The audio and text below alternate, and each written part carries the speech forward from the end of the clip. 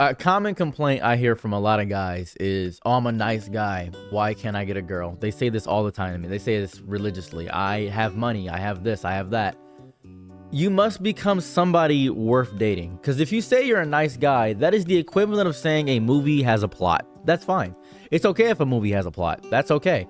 I hope a movie has a plot. Is the bare minimum requirement to date somebody. Is the bare minimum requirement to be with somebody when you say something of that variety. So to the person that in chat that asks, oh yeah, how do I get somebody? You seem to have partners. You seem to always have a partner. I want to point this out. It is so disgustingly easy to date in 2024. There's so many ways to connect to people. There's so many ways to talk to somebody. There's so many ways to be a better person. There's so many ways to improve yourself. Focus on what you can improve, right? You can improve the way you smell. You can improve your weight. You can improve your health and fitness. But even that might not get you a girl. So improve your vernacular. Find something that you are good at and be interesting at it. Because you can be a great baker, but what do you bake? Do you just bake cupcakes or cookies? Or do you bake intricate designs or something? You have to do something that makes you stand out, but it's still you.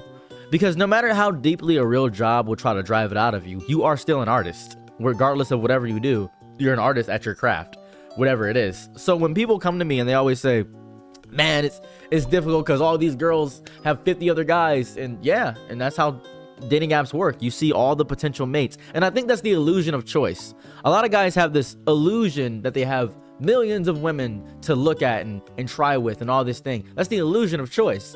It happens a lot even when you're in a relationship. When you're in a relationship, you see all these options. You see, oh, I can, I actually match with this girl. You can match with them, but guess what? They may not reply to you. They may have accidentally swiped on you. It may be an accident. So when I'm seeing a lot of people say this, oh man, dating is so hard in 2024. It's not difficult.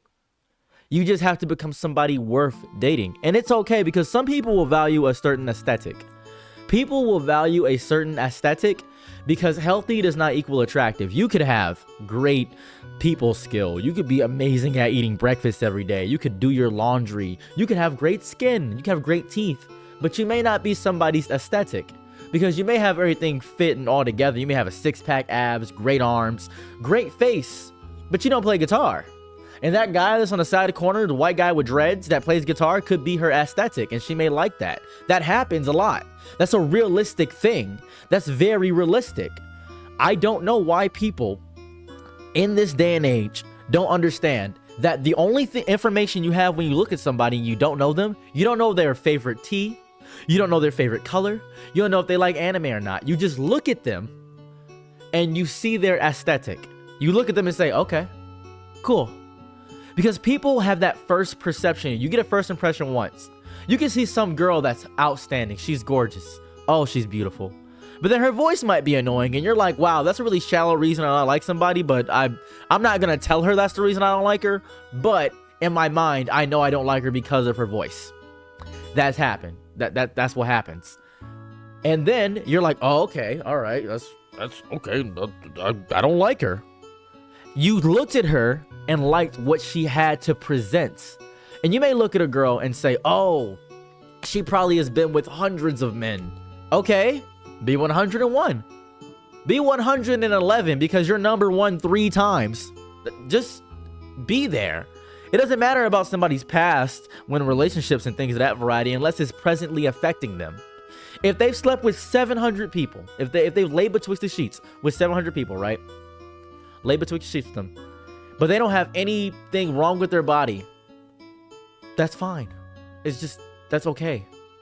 People are so quick to judge people in that aspect because I have been with hundreds of men, women, people in that variety. I have dated hundreds of men and women in my lifetime. I have. And that's happening. And with women, what happens with women is they'll say, oh, this no square is good. My posterior is fat. Oh, I have such large mammaries. Okay, cool. That doesn't mean anything. Because these are traits. If you say your no square is good, that's not something you can decide for yourself. That is a critique that somebody else has to have for you. If you say, oh, I'm a good person, I don't think you're a good person because that's a critique you cannot have of yourself. That is a critique another person has to observe of you. If somebody says, oh, they are really kind, and you say you're really kind, it doesn't count if you say you're really kind. If someone else sees your kindness, then that counts. That is the only way that counts. It doesn't count in any other way. You can't have that critique of yourself. It doesn't make any sense. That's psychotic. That doesn't make any sense. There's so many people in this lifetime that will come to me and they'll say, oh man, I'm an alpha, I'm a beta, I'm a sec, I'm this, I'm that. And I thought that was fake. I had assumed that they were doing that as a bit, as a joke on the internet. I had assumed that it was just some made up nonsense that they were saying as a joke. It's not a joke to these people for the most part. They actually believe they are this thing. They actually believe with their whole chest and their whole soul that they are some bigger, grandiose thing, when in reality, they're approaching things with too much of a single track mindset. A lot of guys want to be masculine. A lot of girls enjoy the aspect of being feminine. That's majority. I'm not talking about your small minority group. I'm really not talking about that. If you yourself are like that and you're like, well, I personally don't, I don't care. I don't care. I'm talking about majority right now. So enjoy your bubble where you have your echo chamber of friends that all have different things that have variety. And I'm talking about being androgynous with your mindset. I don't care about the aspect of non-binary. I'm not talking about that. I'm saying being androgynous with your mindset. Have a masculine and feminine mindset. The older you are, the more you realize how much you have to soften up. You ever see those silly old men that are serious and sometimes but also so dainty and cutesy? Those older men, those Yakuza bosses that you see that wear like Hello Kitty, and while they have the masculine nonsense going on as well, they have the feminine nonsense, and it creates this weird divot where you think they're interesting. You can be that thing. You can be that super macho masculine guy that does blacksmithing and knows how to work on cars and still knows how to do your nails. You can be both.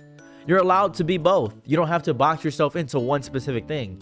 And I'm not saying to be flamboyant. I'm not saying to be feminine. I'm saying to approach things with that mindset of understanding from the other side. Because the only way you're going to grow as a person is to make yourself uncomfortable. That is it.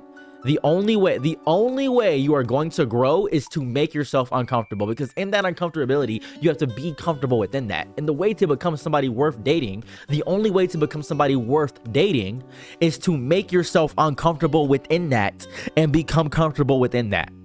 Because nobody's going to look at you and see that you and yourself are fully comfortable with being a piece of garbage and accept that. There's a lot of women who are empathetic or think they're empathetic and say, oh, I can fix him. I can change him. There's a lot of men who see a woman that is with a bunch of guys and say, oh, I can fix that person.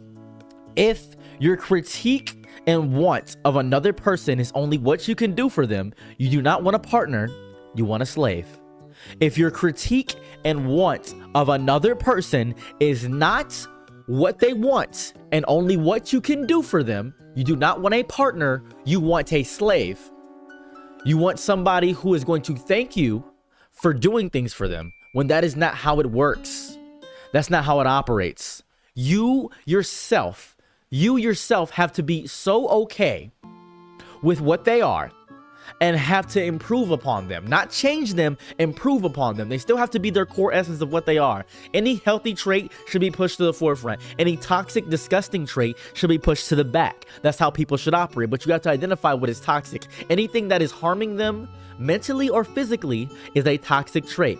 You can think it's cool that she argues with everybody. You can think that's cutesy, but that's a toxic trait. She shouldn't have to argue. She should be able to have conversations with that. We could turn that toxic trait into a positive trait. We could say, oh, she argues with everybody, but she likes to talk. She's a great public speaker. We could turn that arguments into something more constructive. Make it constructive. Offer a critique of her that is still her. She loves to yap. She loves to speak. But in essence, she is very argumentative. We can fix that argumentative side and turn that into a debate side. Instead of knocking down other people's choices, push her up and make her improve her arguments. You don't want somebody that's bratty. You want somebody that's great at talking and assertive. You don't want somebody that's dominant all the time and angry at people. You want somebody that knows how to take control of situations and knows how to be a leader in forefront. Look instead of the negative aspects of how it operates and the positive aspects. Because the issue isn't. A lot of people, I'm going to say this right now. A lot of people will say, if I could change one thing about myself, what would it be? Right? I would want wings. That's it. I just want wings. Maybe some horns on my head. Just wings or horns. I don't want to change. I don't want to change my height. I'm 5'5". I don't want to change anything. I've never had an issue finding a partner. I'm 5'5". Nobody's ever brought my height into contingency because my charisma is so much. My charisma, I'm so extroverted. I'm so out there. And you are not an introvert. I want to point this out. You're also not an introvert. You think you're an introvert because you don't have your community. A lot of people have this issue where they don't want to date somebody. They just want a community. They just want a community. That's it. That's all they want is a community. They don't want to, they try to put all these things onto their partner. They try to put, oh, we got to talk about sports. You got to like anime. You got to do that. When you can fill those roles with friends, right? You can fill that role with a community. You just want somebody to talk to. You're lacking a community and a team building expert of things of that variety. That's the issue. You don't have that. It's nuts. It's nuts that you think you need this thing, this weird, grotesque, malformed amalgamation thing that can be so easily circumvented to other partners, or not other partners, other friendships. And a lot of people have issues talking. A lot of people don't know how to talk to people. A lot of people talk to women like they're women and men like they're men. Don't talk to a man like he's a man. Do not talk to a woman like they're a woman, because that doesn't work. Because a lot of people will say, oh, how do I get women? Wrong. How do I get men? Wrong. How do I get a partner? How do I get somebody to like me? That is the first step. That's it. You're approaching this as if they're not human and that they are their gender before they are a person. They are a person first, their gender second, and everything else afterwards. But they have to be a human and a person first. That's the first critique that you have to have. That is it. That is the first critique that you have to have. It's insane. And also, if you're an empath or think you're empathetic, if you try to fix a narcissist, you might inadvertently become a narcissist yourself. That's a real critique. But that's my rant about dating. That's just the whole rant. And the final piece I want to leave you with, if you take nothing from this, if you take nothing from anything I've said, if you just push it all right to the back and you ignore everything else I've said, and you just don't want to listen to any critique I have of you or anything of that variety, please look at yourself first. There are so many small, little, minute things you can change about yourself. I recommend, this is my recommendation. This is how I started with my entire life hold. I used to be 237 pounds. I used to be huge. When I was younger in middle school, I used to be gigantic.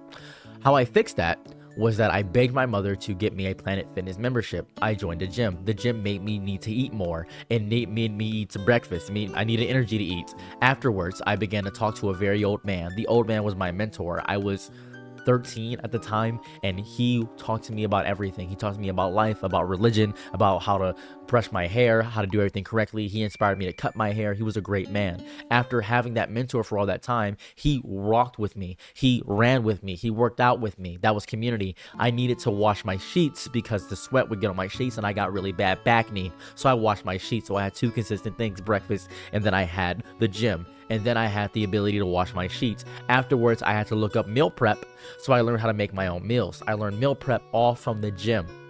I gained a community, I gained friends, I gained all this. This happens with people in religious sections where they gain a community within religion, where some people don't even like the religion, they just like the fact that people want to talk about the same thing.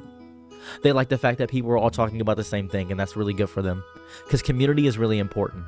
I think everybody that is in the age of 25 or up, or even 20s, should have a much older mentor that helps them with life, so they can see the mistakes that they've made and learn from them. That's how I feel everybody should have. I have a friend that is 57 years old. I'm 28. He's a great man.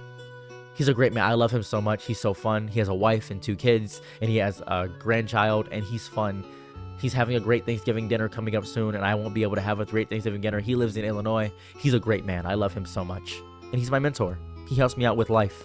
He helps me out with the small divots and things that I can't really figure out. He tells me the mistakes he made. He understands how life is now. He's a great man. There are so many things that you are missing out on in life because you refuse to get uncomfortable. You need to be uncomfortable. You need that. That is so important in this life hold. If you are telling yourself that I want to be comfortable and I refuse to get uncomfortable, it is disgusting. You need to be better. I am proud of you. I love you. Thank you and good night.